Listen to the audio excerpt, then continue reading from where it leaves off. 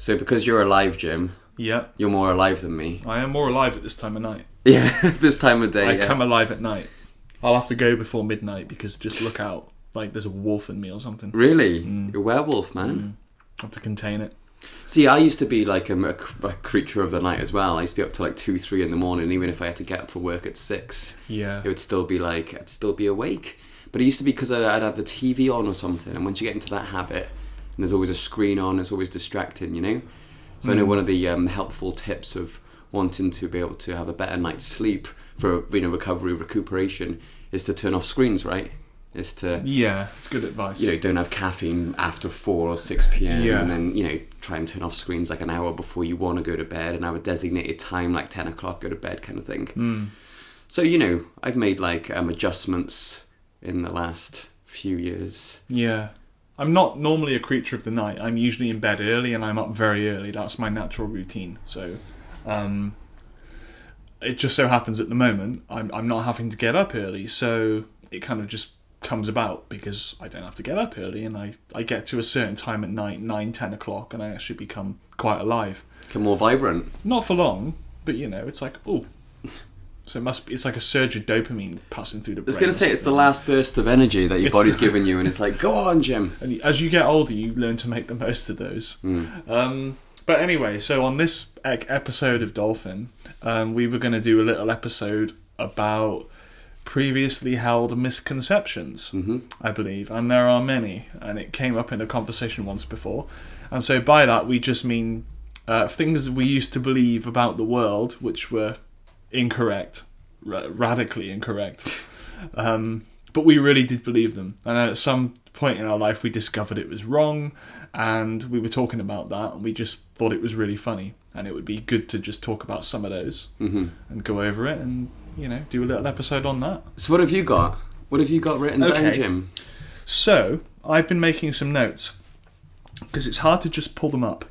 It's been really hard for me to remember some, and I've honestly been scratching my head all week trying to think of these. And okay. Now, I just have a handful here, and I'm sure there's many that I just cannot remember, and I'll wish that I had of. But the first one from me is, okay, so whenever I heard the term a prima donna, so when somebody would say, oh, she's a right prima donna, I honestly believed until I was 21 years old that what that meant was somebody that was, in some sense, based their personality or their culture was like that of the culture that existed prior to Madonna the singer. Pre-Madonna. Before Madonna. So like you could say pre-Roman Empire, pre-Madonna. That's what I thought it meant. So pre-Madonna was, that dress is pre-Madonna. And I remember thinking, well, Madonna must have really radicalized things to have a term named after her like that, pre-Madonna. And one day we had a conversation, me and my dad and his friend, and I just mentioned this, before Madonna, and they were like, what? My dad said, it's got nothing to do with Madonna. Nothing to do with Madonna the singer and his friend. Oh my God. I said, that's what I always thought. He said, look at how it's spelt. And I never had. I'd never looked at the word. I just heard pre-Madonna. So, and I thought, I did not realise Madonna was, not part of it. So iconic in the world. I thought, wow, she must be somebody pretty special. But it's easily done, man. I mean, where you just hear things, you don't know how they're spelt. So in your mind, it was PRE dash like Madonna, but it's PRIMA GONA. Yeah. I think. Yeah. Which it means something. It's more like diva-ish, isn't it? A prima donna, like attention seeking or yeah. It tends to be what people mean by it. Yeah.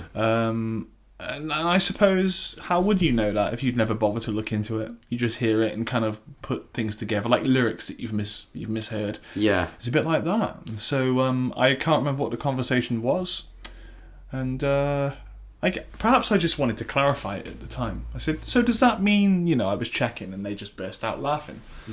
It depends who you do that stuff around, because people will definitely feel very insecure when it comes to saying certain things. I think a lot of people live in the world actually like that, and they're maybe scared to talk too much because they're going to put their foot in the mouth, so to speak again, which actually that phrase, so to speak, is a word that, like I'll say, like a phrase, I'm like, well, what does that mean, actually, so to speak? Yeah. You know? And there's a lot of phrases like that. So anything that I notice me saying or thinking about, I'm like, no. So I Google, like, God, maybe like 20, 30 things a day. Yeah. Just words. You know, I've been doing it for years. So it's like, I'm trying to suss out everything. But I've definitely come across, and I haven't come across yet, some prima donna-esque wording, you know, that's in my head that I quite haven't analysed yet, so I don't know what it means. Yeah. But I can't think of any off the top of my mind, man. So it's been hard for me to dig at it. Yes. Yeah. I mean, sometimes that can just come to you. You suddenly, a saying will suddenly make sense, and you go, that's where that came from. Because of the situation that you're in, the context or whatever, and you go, oh, I get it now. Never really thought about why I said it, though. That was the prima donna one, though. Now, another one.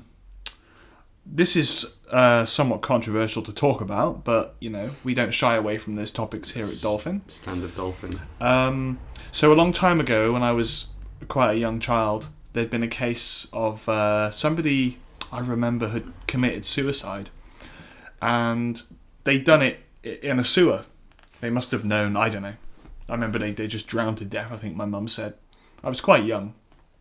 And so because I'd never heard that term before, suicide, and because it was in a sewer, I thought what she was saying was suicide, and that it meant to kill yourself in a sewer. That's always what it meant.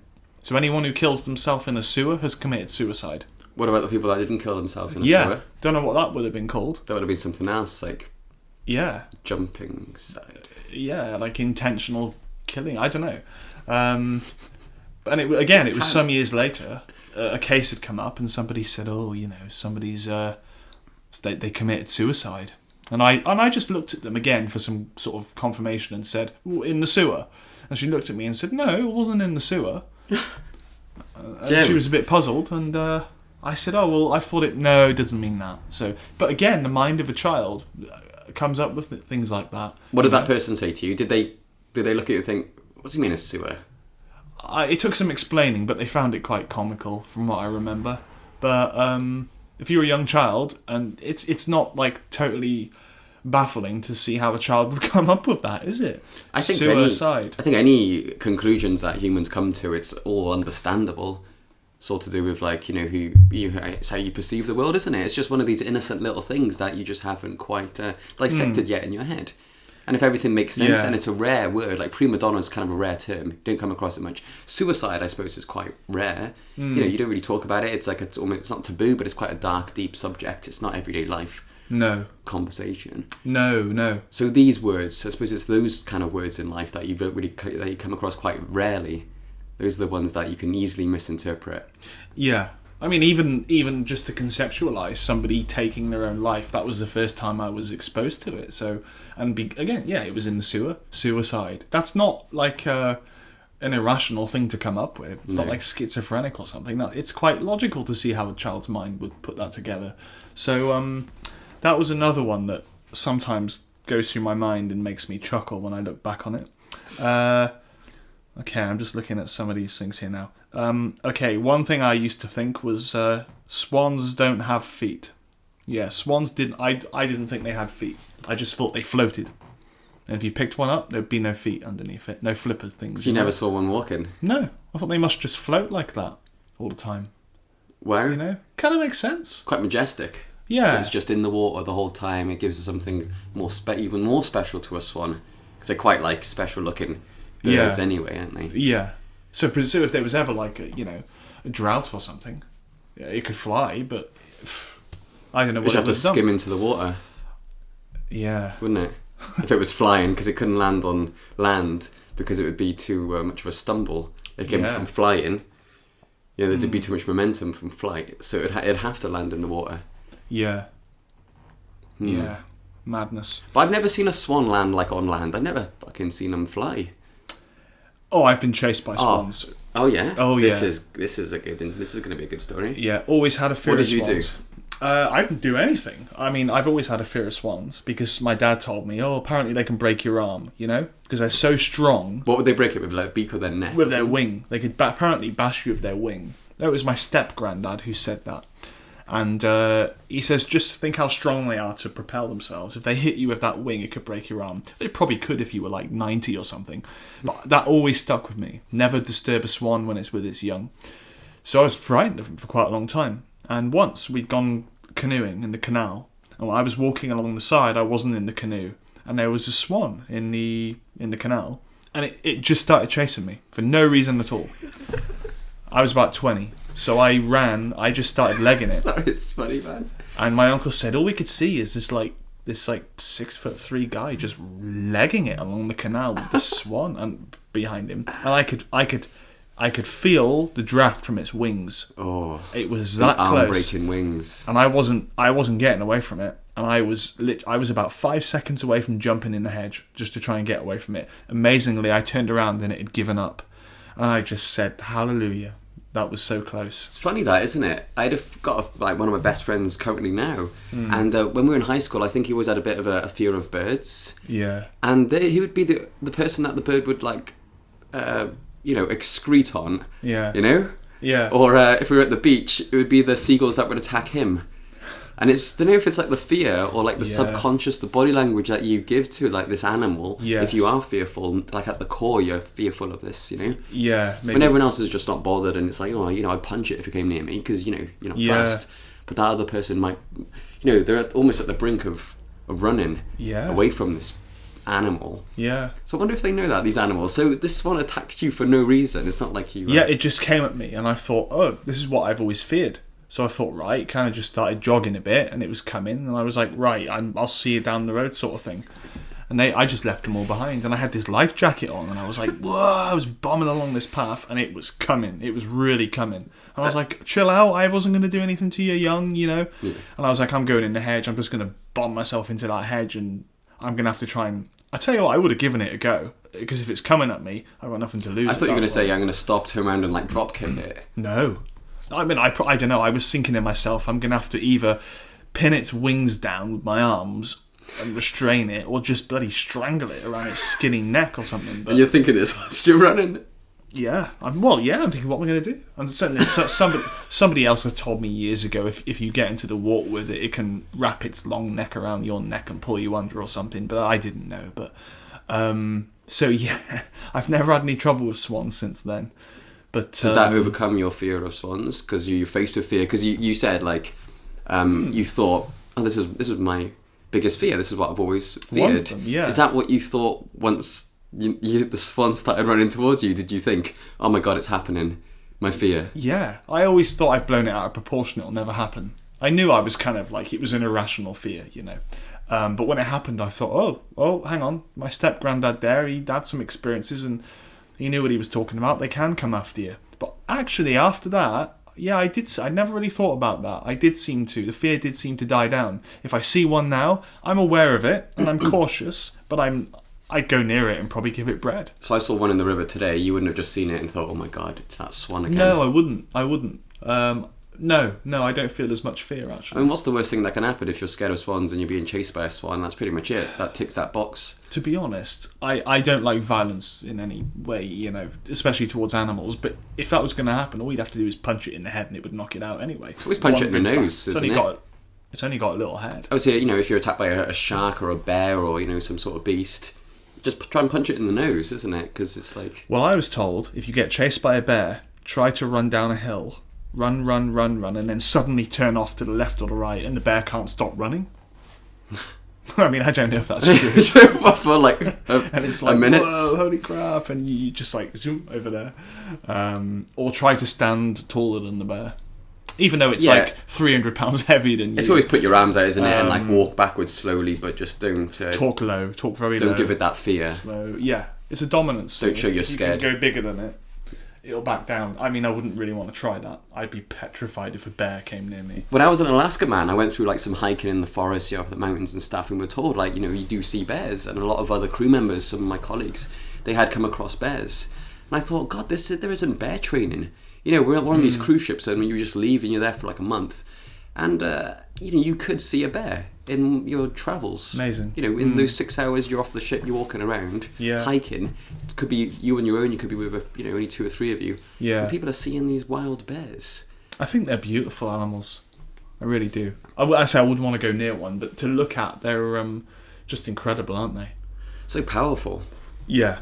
Wasps, I was always afraid of wasps, and I did get attacked by a nest once. I think like that's a universal kind of insect which people are just like a bit ticked off at all the time. There doesn't seem to be an explanation. You know, it's not like, oh no, bees. I remember girls saying, oh, you know, bees are cute and fluffy. Yeah. You're like, oh, okay, I understand that then. But wasps, everyone's like, oh no, you know, they'll get you for no reason. Yeah. You know? Because the bee can only sting you once. So you assume, well, the wasp will just sting me for nothing because it can.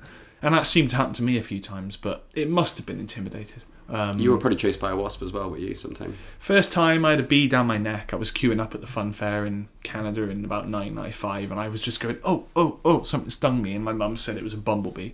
About a year after that, my friend suddenly said, oh, there's a wasp crawling up your neck at this barbecue. And I could feel it. I said, well, get it off. And he says, no. And I didn't do anything. It just stung me and flew off. One day I was walking home from school. All of a sudden, one flew in my mouth and stung me. I was like, ugh! And I was with my friend Merlin. He was a great guy.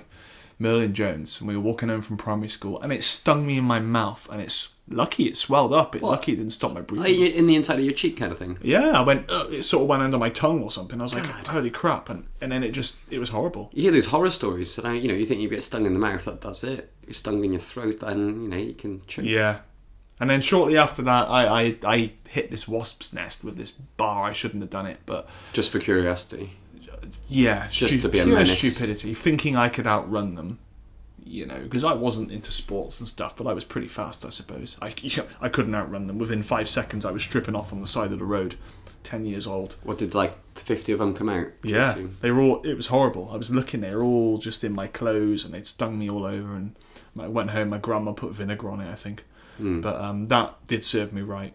So where have we come from? What was this misinterpretation to do with the swan? Oh, it was to do with wasps not having any feet. That's another one? Yeah. Oh, sorry, swans, not wasps. Not wasps, because right. Swans, not wasps. It was the swans not having feet.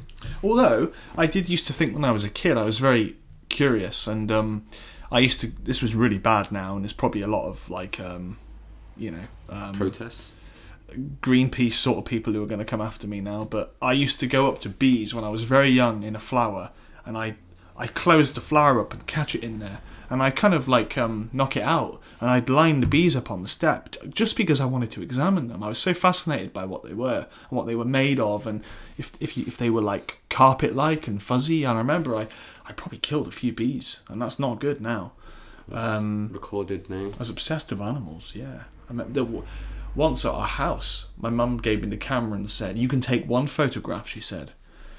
And she said, whatever you do, she says, don't take a photo without a dead bird. Which, of course, is what I did. I was just fascinated by it. I said, wow, there's a bird. I was obsessed with flying. There's a bird. I've got to study this thing, man. See how it works. And the photos came back, we're all looking through them, and she's like, oh, I guess that's the one you took. The dead bird. I had a thing with creatures and animals.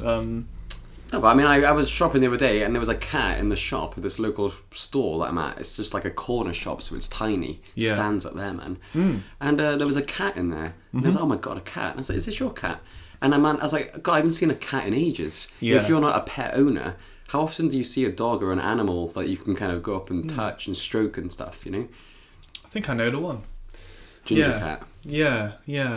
Yeah, and just for the record, I love animals and have a lot of respect for them, and I'd never harm one. But I was a child, and I was, kids are curious. You got this weird, quick kid, how does the world work? Yeah. I remember looking out my bedroom window and seeing fireflies when I lived in Canada, and I was absolutely blown away. I said, Mum, well, come look at this. I said, what's this? I thought they were like little UFOs or something. I said, what are those? And she said, oh, they're just fireflies. And it was just once, I caught one. I thought, I have to study this thing. And I did. I knocked it out, and I was looking at its tail. And I was saying, that's just incredible. Never seen them in this country.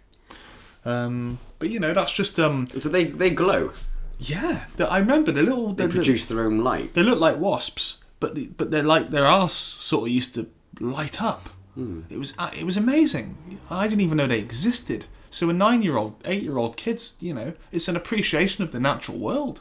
If I have to just get one and look at it, and keep it and just So, yeah. Well, I remember when they discovered this fish, and we all know it now, that like terrifying fish that lives like in the darkness of the sea, like miles deep into the ocean. Yeah. One that produces its own light. Yeah. And I remember just first coming across that and seeing like the first research, like news stories about it, and like scientists were, outstanding that like this creature created its own light, because I think it was like unthought of. They didn't know that was possible. To create your own light, an animal producing its own light. Incredible. Yeah. Okay, so I'm just trying to run through these. There's not many more. I used to think that, again, this is when I was very young, that people used to see in black and white, and one day everyone just woke up and it was colour vision. Because of photos, films, I just presumed that's how people saw things. I thought, well, how did somebody do something that affected everyone's vision? My dad said, no, it wasn't like that. It's weird, isn't it? I can see where you got that link from. Yeah, you just have this image of the past, which is like in black and white. Yeah, and like another thing would be, say, for example, you can see the sun out the window, and if you move your head over to the left, it will become covered up, by the wall. And I remember saying to my mum, if I move my head and covered the sun, does that cover the sun for everybody else? She went, no, they can still see it if they're looking at it. I said, oh, okay. I didn't know. I thought if I do that, is everyone going to go, hey, again, trying to figure out the world and how it works. Like a child's viewpoint of the world, it's got to be like self-centered, isn't it, when you're growing up? So you're like the centre, you're the only thing in this world. Yeah. Okay, so I used to think, remember the pay-as-you-go mobile phones that came out in about 97, 98? Yeah. And it used to say pay-as-you-go, and it was like 2 pence a minute on Vodafone, I remember. I actually got one when I was 13, a pay-as-you-go mobile, and I thought that the way it worked was there was a coin slot on the phone, and you would put money in it. And then you'd have to take it to, there was a place in Bear Lanes, a mobile shop, I think it was called Skyline. And I thought you have to take it there like once a month, and he empties it and keeps all the money or something. And I said, how does it work? And my dad said, no, you have to buy this top-up card. And then you top it up, and of course, that makes so much sense. But because we had a payphone in our house when I was a kid. We had a normal phone, but my dad got a payphone. Somebody came over, can I use the phone? Yeah, payphone over there. Oh. You had a payphone in your house? Yeah. It was, it was just funny like that. No, of course, we let them use a normal phone. It was just, I think my dad was trying to work out something to do with the phone bill, Would it be cheaper to... That's amazing. Yeah. So would it be cheaper to pay for my own calls here using like... And use that money to pay the phone bill. I mean, I had a fruit machine in my bedroom when I was a kid. My dad got me one. But he got it. Yes, it was fun. But he did not want me to go into gambling because he knew it was destructive. He wasn't a gambler, but he'd seen what it had done to other people. And it taught me gambling does not pay. Because I knew every time I would lose and the money would come out and I put the money back in. It took the old 10p's. I never made money. So that instilled in me the idea that gambling is a loser's game. Well, John Lennon with his son Julian, I think his son's Julian, isn't it? When he was bringing this kid up, I think he bought him like everything he wanted. Because John Lennon had enough money, so he bought this kid everything that he wanted. Yeah. In the theory of it being he's not going to want anything, so his mind's free. When he's going to lose that attachment to things. Yeah. Because he's got everything he wants. Wow. So we've got him all these toys and everything he wanted. Yeah. To sort of like sort of iron out that want. Yeah. That attachment to materialization. Well, I can see the reasoning behind that. Although it was probably a year or so later, it was my birthday, and everybody gives you money when you're a kid. And my dad said, you got to save it, but you can spend some, and what do you want to spend it on? And I said, I had £5 off my Auntie Pat. I said, I want to buy 5 scratch cards, because everyone else used to buy them. My dad says, well, you're probably going to lose. Yeah, I want to buy 5 scratch cards. So he took me in, and he bought me 5 scratch cards. I was about 7. And we did them in the cafe, and I won £2, and I was absolutely thrilled at the fact I'd won £2. And my dad was trying to explain to me, but you've lost more money though. You've lost £3, I was going, yeah, but I won £2. I've won, I was saying. I think it's probably still that way of thinking why people are still gambling. That's it's the thrill of it. The little thrill that you get. It doesn't matter how much you lose, that whatever's released in the brain. The endorphins when you win that money. Yeah. That's the addiction to gambling. Absolutely, and it felt really good. But yeah, and and I don't do the lottery, and I never have. Occasionally, from time to time, I would go into a shop and think, if something odd happened, like for example, sometimes just weird little things happen. A friend and I were recently in the butcher shop, and we're always talking about synchronicity and stuff. And there's a lot of weird things that happen when we're together. And I said to him, I'm going to get some sausages for dinner. And I said, I looked at my change and I said, I've only got £1.90 on me in change. I haven't been to the bank, I've got £1.90. Just not hinting at anything. And he says, I couldn't help you out anyway, because he says, I haven't got anything on me. He says, not even a penny. I haven't even got a penny to give you. I said, don't worry. Hopefully it won't come to much. She weighed them and she said, £1.91. And we both just looked at each other and we went, that was weird. And I bought a scratch ticket after that. I thought, maybe that's like a little... I didn't win, but that's the first time I bought one in ages. So... Yeah, it's weird why... I think if people think they're on a roll, then they're going to gamble more. I see it all the time. I'm serving people a lot of scratch cards. If people think that, they'll... Sometimes I print like a lottery ticket by accident off for somebody. They ask for a wrong day, but like they've got to have it. They've got to have it now, because that could be a sign. Yeah. Yeah. People are always looking for these signs. Yeah. That the world's given them, or, I suppose if, you've got a clear enough mind, or you're in the right time of your life, you're going to notice like a sign from God or the universe or whomever. Yeah. And that's going to lead you to something better. I mean, like, I'm not like morally opposed to the lottery, but it kind of is against my principles, really. And I always feel guilty when I do it, because I think, that's not where you should be getting your hope from. Just to hope that I'm going to win loads of money, I think it would destroy me, Jim, if I ever won the lottery. Like, I love my life at the moment. If I won the lottery, I would just go mad. Because there would be nothing to... I don't work for money, but if I had so much, I would just go crazy, I think. Like, I would end up just flying around the world too much. I think, and partying. Yeah. And I don't know what. Maybe probably put it to good use eventually, but, do you mean it? Yeah. I'm happy to try and do that without winning it. Yeah. Working for it. Yeah. I suppose. Yeah. There's a lot of people who have just been sort of driven mad by it, and... Yeah, well, it doesn't create happiness. Happiness comes from within. Absolutely. Yeah. So, if you buy happiness and you buy all these things, it's just not going to equal you feeling better inside. People think it will, but no, man. It must be a horrible place to be where there's nothing that you want anymore at all. You have all the money in the world and there's absolutely nothing you want. It's like... That's not going to do it for you anymore, is it? You've got a Porsche, you've got a mansion, you've got a yacht, you've got an aeroplane. It's like, you're still not satisfied, are you? And I've got like $1 billion in the bank. God help you. It's not a good place to be. I think they would turn to drugs, people, if they're in that state of mind. Because you're always wanting something, and what are you really wanting? Like a high? Yeah. That feeling of, like peace and just like an awesome high. I suppose that's what people are after, maybe. I remember it when, like we said before, when you were really young and you'd go out and buy a CD or something, you'd save up your money. There was a really good feeling in working for something and getting the reward. Work for something, get the reward. Say if you were, I don't know, a hunter-gatherer, hungry, catch a deer, eat it. There's something in that. There's something in the pursuit, in the chase of the thing that you want. And I remember when it got to the point you could just listen to stuff on YouTube or download music, I thought, this is kind of like, there's something missing from this now. It's awesome at first, but I used to kind of enjoy hunting songs down and having to go and find them and buy them. And it's like if somebody just bought you like venison every single day, it's like, well, it was kind of fun having to go out and catch that. It was part of the whole thing. So you get a bit spoilt. You're just spoiled. Like a bit of a chase. Yeah. You have to that you work and you get a reward. If all you get is the reward, So, okay. Now there's a couple more on here I was going to say. I used to think when I was young that black holes we talked about. I used to think they could appear like just anywhere, and that happened because of a dream I had when I was really young.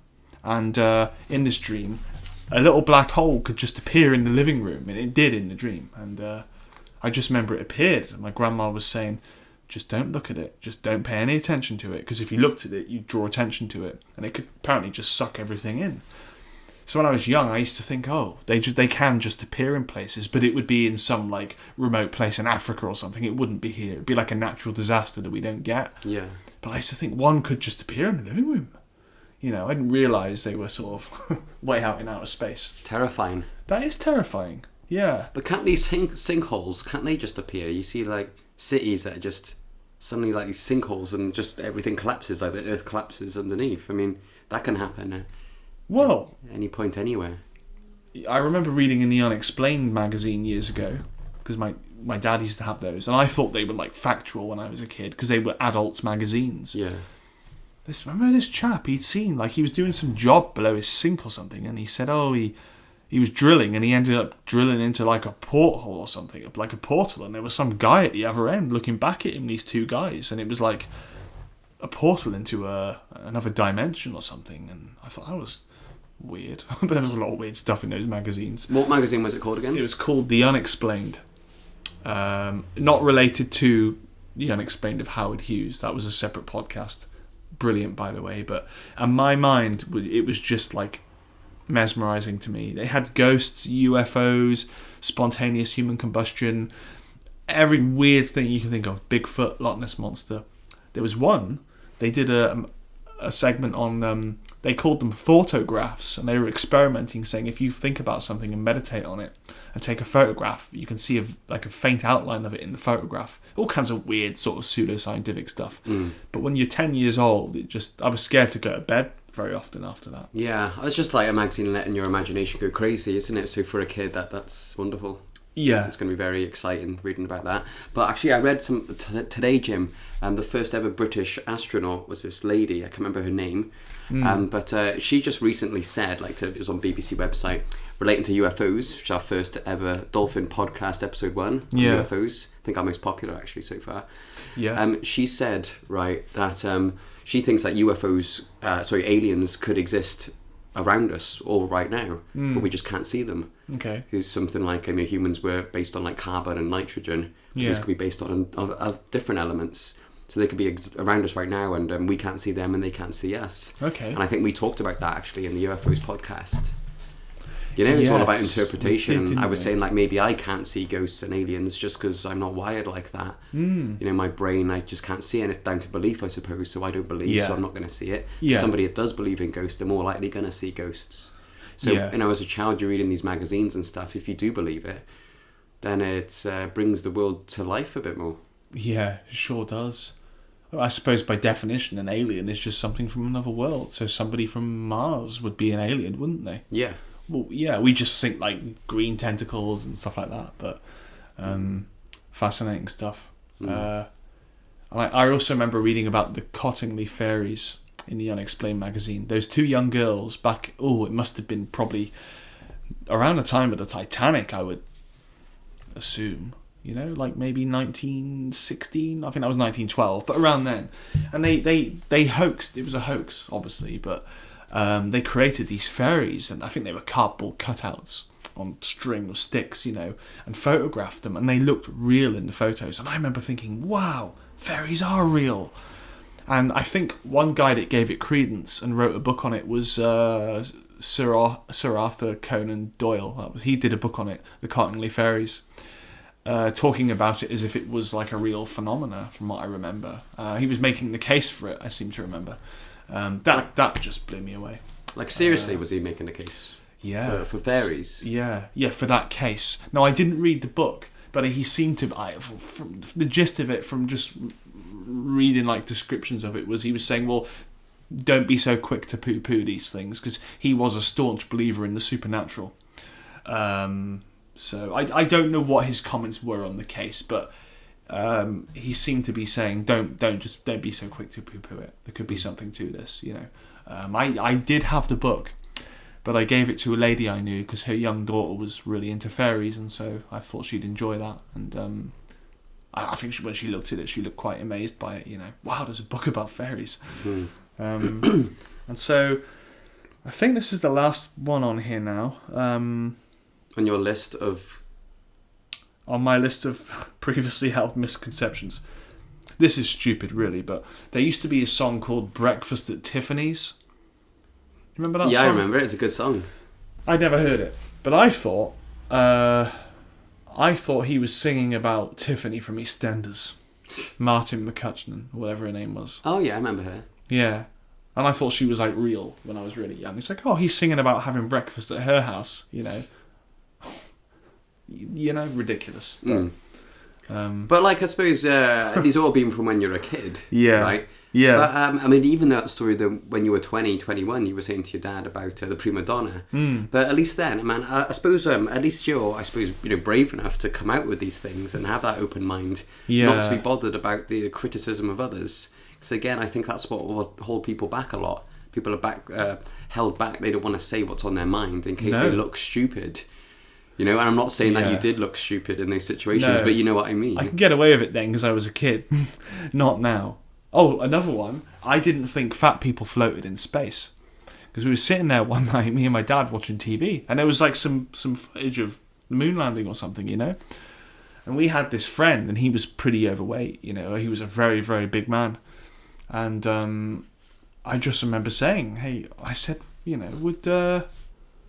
Dad, would so-and-so float in space? And then my dad just started laughing, and he thought it was so funny. He rung my uncle up and told him that I just asked him that. What did you think they would do? How would they? I just thought they'd sort of like come down like that, because they're too heavy, Yeah, and I said, I just wondered, I don't think they would float in space once you got to a certain weight. And it opens things up for interesting conversations anyway. Yeah. Misperceptions. Oh, and I thought all Americans were bald as well. Because of one film I saw where they were all bald, and it was an American film.